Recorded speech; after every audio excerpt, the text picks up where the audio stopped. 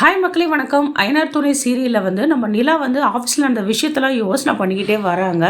இங்கே வானதி வேறு நேரங்காலம் தெரியாமல் சும்மா பாண்டிக்கிட்ட கடலை போடுறதுக்காக நான் எதுக்கு ஃபோன் பண்ணேன், ஏன் எடுக்கலை அப்படின்னு சொல்லிட்டு தேவையில்லாமல் சண்டை போட்டுட்ருக்காங்க. அவனும் வீட்டுக்கு போக டைம் ஆச்சுன்னு எல்லாரும் சொல்கிறாங்க. இருந்தாலும் கேட்காம அடம் முடிச்சுட்டு ஒரு பக்கம் அவள் வேறு ஒரே அராஜகம் பண்ணிகிட்ருக்கா. ஆனால் எல்லாருமே இருக்காங்க வீட்டில். நிலா கோவமாக வராங்க. அவங்க மாமனார் ஏதோ கேட்குறாங்க, அது கூட காதில் வாங்காத ரொம்ப கோவமாக போகிறாங்க. போயிட்டு நேரம் என்ன பண்ணுறாங்க, சேரங்கிட்ட உங்களுக்கு அறிவு இருக்கான்னு கேட்குறாங்க.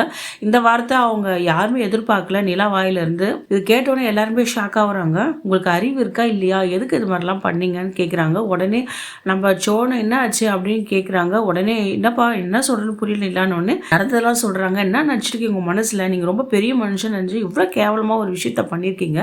உங்களால் நான் எவ்வளோ அசிங்க அவமானப்பட்டேன். எதுக்கு நீங்கள் ராகவ் கிட்ட போய் நம்ம குடும்ப விஷயத்தெல்லாம் பற்றி சொன்னீங்க. எனக்கும் சோழனுக்கும் நடந்த விஷயத்த உங்களை யாருன்னா கேட்டாங்களா? நான் தெரியாமல் தான் கேட்குறேன். எனக்கு சொல்ல தெரியாதா? உங்களை யாரும் சொல்ல சொன்னால் இது ஒருத்தரோட விஷயத்த அப்படி சொல்லலாமா, நீங்கள் தப்பு தானே அப்படின்னு கேட்குறாங்க. என்ன ஒரே சத்தமாக இருக்குது. நம்ம நடேசன் ஐயாவும் எட்டி பார்க்குறாரு. நடந்த விஷயம்லாம் அவரும் கேட்குறாரு. கொஞ்சம் கூட புத்தி கட்ட பையன் எப்படி சொல்லி வச்சுருக்கான் பாரு.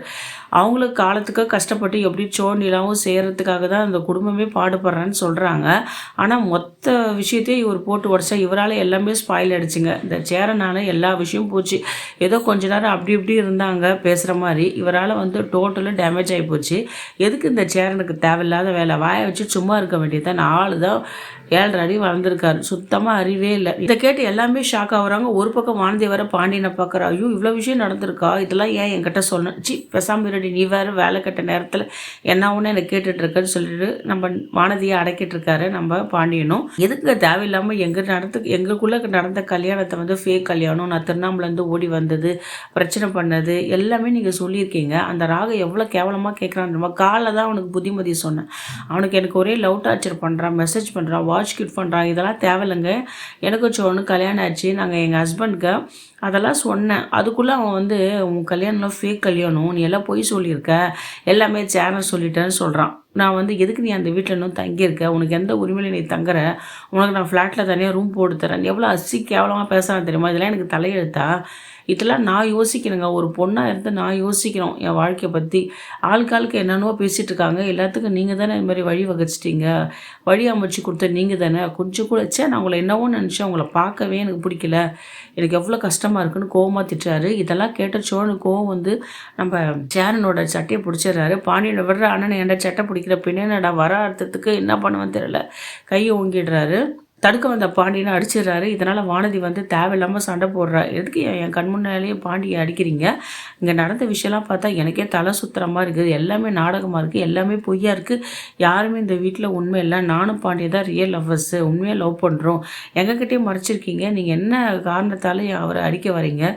கேட்க ஆளு நினச்சிட்டிங்களா? நான் இருக்கேன். இனிமேல் பாண்டி மேலே கை வச்சிங்க அவ்வளோதான். கடையில் நான் உட்காருவேன், பேசுவேன், பாண்டி நான் லவ் பண்ணுறேன், எனக்கு எல்லா உரிமை இருக்குது. அது கேட்க நீங்கள் யார்?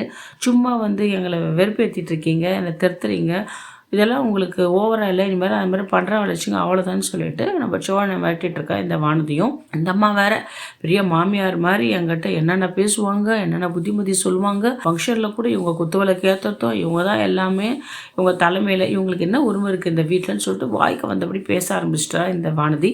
இதுக்கெல்லாம் காரணம் நம்ம சேரன் தான். இந்த சேரனால் தானே இவ்வளோ விஷயம் நடந்திருக்கு. இன்னும் அந்த வானதி என்னென்ன பண்ண போகிறா தெரியல. நிலாவை தேவையில்லாத கேள்வியெல்லாம் கேட்பா. எந்த உரிமையில் இந்த வீட்டில் இருக்கீங்க, உங்களுக்கு இந்த வீட்டுக்கு என்ன சம்மந்தம், அதுவும் இத்தனை ஆம்பளைங்க இருக்கிற வீட்டில் எப்படி, இதெல்லாம் வேறு கேட்டோம், என்ன நடக்க போகுது தெரியல. நம்ம சோழனை கொஞ்சம் கூட புத்தியே இல்லையாண்ணா, ஏன்னா இதெல்லாம் சொன்னேன். அவன் யார், நான் கேட்டான்னா ஹோட்டலுக்கு கூப்பிட்டு போனான்னா நீ எல்லாத்தையும் சொல்லிடுவியா? யாரை கேட்டனா நீ சொன்ன? உன்னோட விஷயத்தை பற்றி சொல்ல தானே. ஏன்னா எங்கள் 2 பேரும் சம்மந்தப்படுத்த விஷயத்த போய் அவங்ககிட்ட சொன்னேன், அதனால தான் அவன் இப்படிலாம் கேட்டிருக்கான்னு சொல்லிட்டு எல்லாருமே பாருங்கள் சேரனை திட்டிகிட்டு இருக்காரு. திட்ட வேண்டியது அது நியாயமானது தான். இருந்தாலும் கொஞ்சம் கூட அறிவில்லை. எதுக்கு அவன் நோண்டி நோண்டி கேட்டானா? இவ கசின்னு சொன்னதாக கூட இருக்கட்டும், எல்லாருக்குமே எல்லா விஷயம் தெரியணும் அவசியம் இல்லைல்ல.